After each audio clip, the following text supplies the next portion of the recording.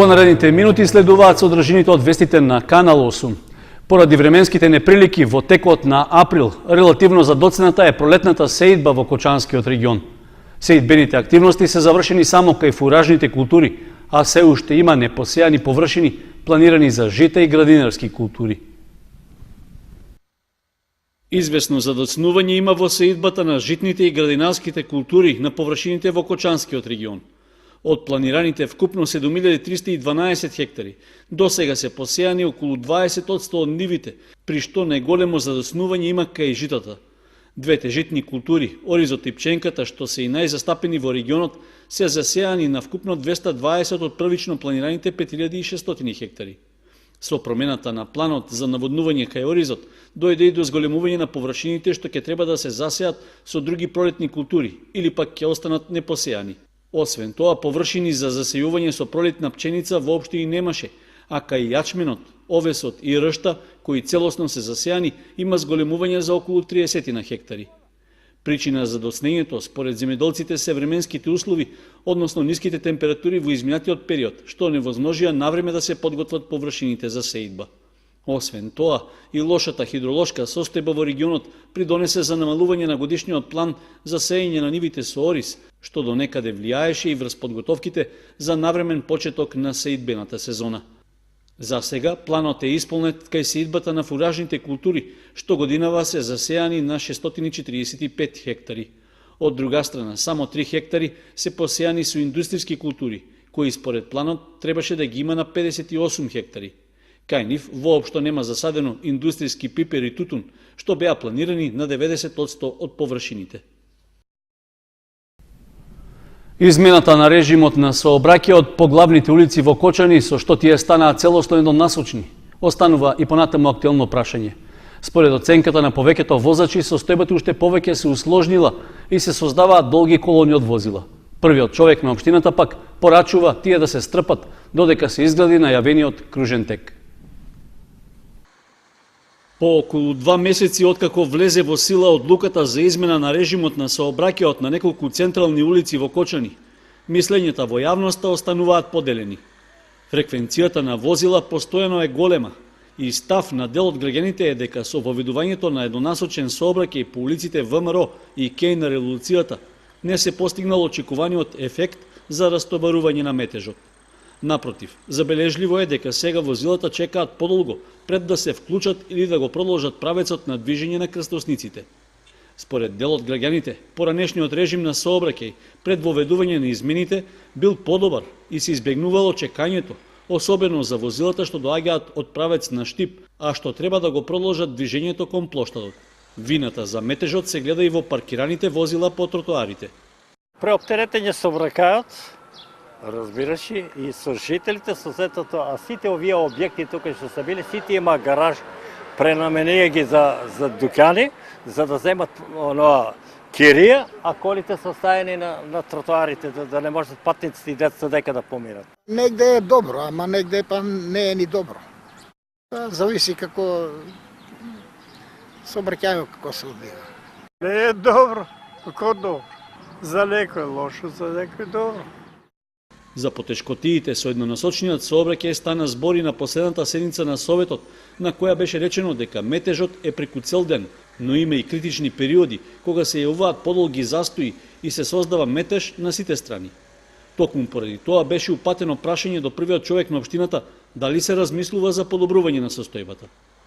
Дали размислувате, дали постои можност во најскоро време да се доведат сообраќајот на градските улици во ред, односно да биде барем како што беше пред неколку месеци, да речем, полуеднонасочно да видат дел од улиците, да се врате од најфреквентните улици да се пуштат во двата правци. Јас ви тврдам од извештаите кои што се дека резултатот е сега подобар. Заради тоа што протокот е, освен во овие критични периоди што ги наброивте и вие, значи кога во периодот кога завршуваат сите целото работно време, имаме закрчување на тие две критични места. Мислам дека со изградбата на кружниот ток, кој што ќе треба да се изгради над Кочанска река, ќе се разреши едното од тие прашања, меѓутоа треба да очекуваме дека враќањето назад ќе значи враќање во уште поголем хаос. Димитровски додаде дека треба да се почека на изградбата на споменатиот кружен тек, порачувајќи им на возачите, од и сега имаат 2 слободни ленти на секоја од улиците и потребно е да се променат поранешните навики за возење.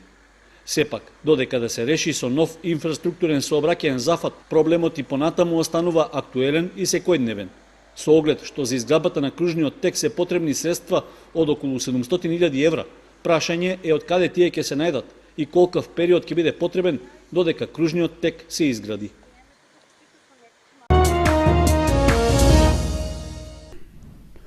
Македонските граѓани кои живеат во Германија покренаа петиција за признавање на возачките дозволи издадени во Република Македонија, поради што бараат поддршка. Со оглед на законските рокови, им преостануваат уште неколку денови да ја завршат иницијативата, а за која треба да соберат 50.000 потписи. Граѓаните од Македонија кои живеат и работат во Германија имаат проблем со признавањето на македонските возачки дозволи, поради што не се во можност да управуваат возило подолго од 6 месеци. Иницијативата за организирање петиција, што ја започна на почетокот на април, трае 30 на дена. Во тој рок треба да се соберат 50.000 потписи, со што ќе може да се влие врз Германското сојузно министерство за сообраќај. Според тамошните законски прописи, по пријавувањето адреса на живење во Германија, во рок од 6 месеци истекува важноста на македонската возачка дозвола, а истото важи и за оние наши сограѓани кои македонските ги замениле со возачки од другите земји на Европската унија. Еден од иницијаторите на петицијата што го контактиравме преку Skype вели дека повикани се сите граѓани, без разлика дали се засегнати или не со овој проблем, да помогнат за собирање што поголем број потписи. Досега имаме голем одзив на потпишување, но ни треба уште повеќе, затоа даваме до сите телевизии, до македонските граѓани да ни дадат поддршка, која што може да ја даде секој без ограничување на возраста, на тој начин што гледува на страната на петицијата onlinepeticion.de, се подпишува име, презиме, адреса и земја од која што подпишува, но многу важно е после тоа на емајлот кој што го напишува во линкот, стигнува еден друг линк кој што треба само да го потврди. Без потврда на тој линк, исто како да не сте подпишале петицијата. Со оглед што македонските возачки дозволи не се признаени во Германија, нашите сограѓани се принудени да го полагаат возачкиот испит од почеток, а тоа чини околу 2000 евра. Петицијата има за цел да, како што кажат, да го забрза процесот за признавање, затоа што овој процес е веќе долго време заглавен во административните лабиринти, но заглавен и од наша страна, не само од германска страна, така што би сакале да се подигне свеста и на македонските институции, да го разгледаат овој проблем и да ни помогнат. Носителите на иницијативата сметаат дека со незиното успешно завршување ќе имаат аргумент повеќе да се забрза целата процедура која трае со години. Освен со подпишувањето на петицијата, тие ги повикуваат граѓаните во Македонија и оние кои живеат во странство да го споделуваат линкот на интернет со своји пријатели и роднини, за да се зголеми одзивот и што помасовно да се настапи пред германските законодавни служби. Транспарентноста на општините во Македонија се уште е на незадоволително ниво, иако во последните неколку години се прават напори за подобрување. Истражувањата и резултатите од проектот на граѓанското здружение Центар за управување со промени покажуваат дека неопходно е да се изготват стандарди според кои сите локални самоуправи на ист начин ќе ги објавуваат податоците. Граѓаните сакаат општините транспарентно да ги објавуваат информациите, а податоците што законски се јавно достапни треба да бидат ставени на располагање доколку за нив се изрази интерес. Центарот за управување со промени работи на проект поврзан со транспарентноста на локалните самоуправи, при што преку анкети и дополнителни истражувања се прават анализи за она што најмногу ги интересира граѓаните од работењето на институциите во нивните општини. Истражувањето опфаќа повеќе области, меѓу кои образованието, здравството, социјалната заштита, но и податоци што се однесуваат на јавните финансии и комуналните дејности. Она што е евидентно е дека граѓаните, а всушност денеска во ера на информацијска комуникацијска технологија, имаат потреба веќе да не ги користат оние стари облици на информирање, тоа значи да одат до локалната самоуправа и да ги побараат тие податоци и информации, туку овие податоци и информации да бидат достапни преку веб страниците на локалните самоуправи. Например, граѓаните многу ги интересираат да се информираат кои се училишта постојат на територијата, каков е успехот во тие училишта, да речеме во општина, во рамките на самата општина, кои се спортските објекти кои што постојат, какви спортови нудат или евентуално кои се колку општината, кое земјиште го поседува општината во сопственост и дали тоа земјиште го дава по концесија, значи сето тоа да биде на еден начин лесно достапно. Преку активностите на проектот, што го спроведува Центарот за управување со промени, се работи на отворени податоци на единиците на локални самоуправи. При тоа се размислува и за воведување унифициран терк за сите општини, според кои би се објавувале јавно достапните информации. Сите тие информации и податоци кои треба да се објавуваат од страна на општините ги структуриравме во еден така наречен протокол кој во соработка со Министерството за локална самоуправа и Министерството за информатичко општество и администрација сакаме да ги наметнеме како национален стандард и тие се различни, се од области на финанси, култура, образование, спорт, урбанизам и така натаму. Граѓанската организација Центар за управување со промени проектот го реализира во партнерство со Центарот за одржлив развој АЛКА.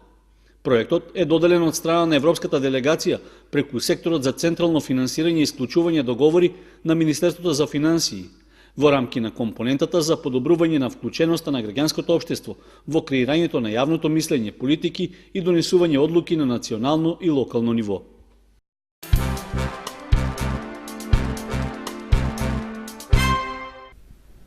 Годишно лице од Кочани заработи пријава од струмичката полиција за сторено кривично дело.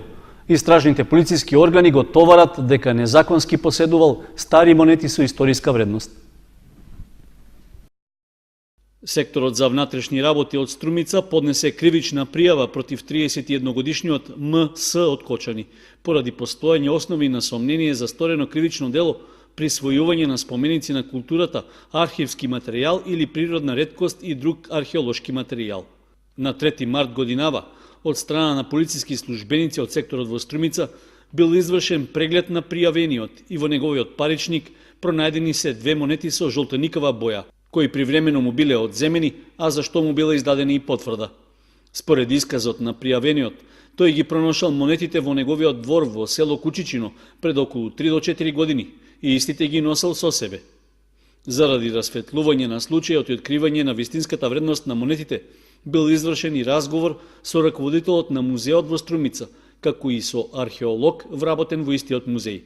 При тоа констатирано е дека одземените монети датираат од 2 или 3 век од времето на Антониите или Северите и дека истите се бронзени и представуваат културно наследство на Република Македонија. Со оглед дека лицето неосновано ги чувало монетите кај себе, односно не ги пријавило кај надлежните органи, што според законските одредби се смета за кривично дело, полицијата му поднела соодветна пријава до јавното обвинителство.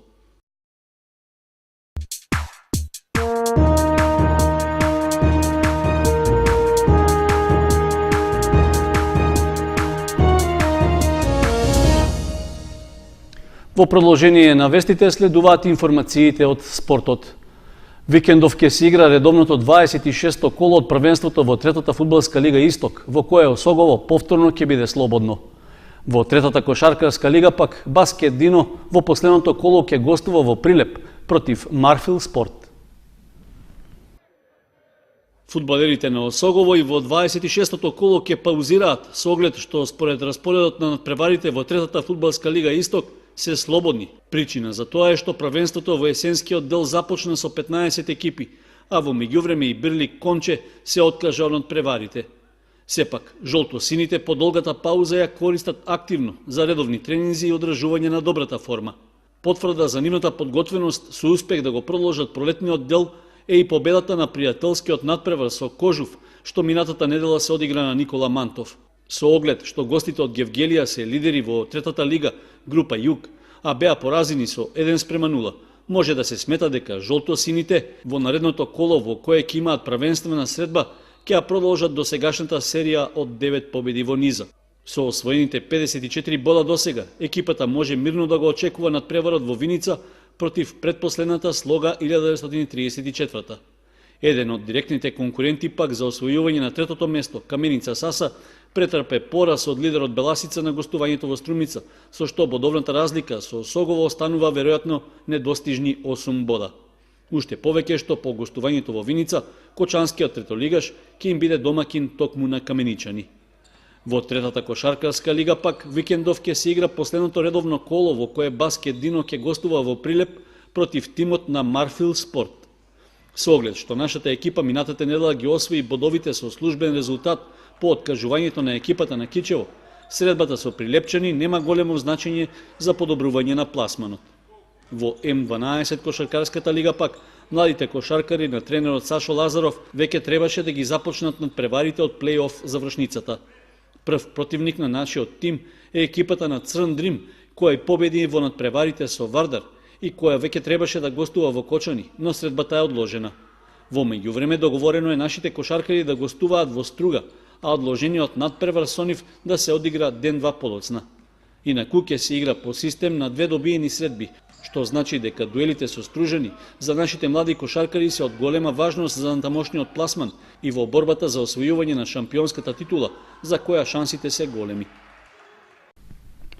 Основното училиште Свети Кирил и Методи ќе биде домакин на државниот надпревар во кошарка за девојчиња, што е дел од програмата на Федерацијата за училишен спорт. Ќе учествуваат 4 екипи, а средбите ќе се одиграат идната недела. Федерацијата за училишен спорт на Македонија му ја даде довербата на основното училиште Свети Кирил и Методи од Кочани да биде организатор на државниот надпревар во кошарка за девојчиња. Станува збор за организирање на завршните средби, на кои ќе учествуваат најдобрите екипи, кои се победници на меѓузонските надпревари што се одиграа претходно. Според најавите се очекуваат интересни дуели, а од Кочанското основно училиште велат дека се подготвени за организирање на државниот надпревар. Учесници се 4 екипи, од кои ние сме учесник домакин, нашето училиште, потоа Лазо Ангеловски од Скопје, другото училиште, третото браќа Миладиновци Пробишти и Свети Климент Охридски од Битола. Надпреварите ќе се одржат на 5 мај, со почеток во 11 часот. Полуфиналните надпревари почнуваат од 14 часот и така да ги повикуваме сите наши граѓани и љубители на кошарката да повелат, да не бодрат и да бидат овде со нас.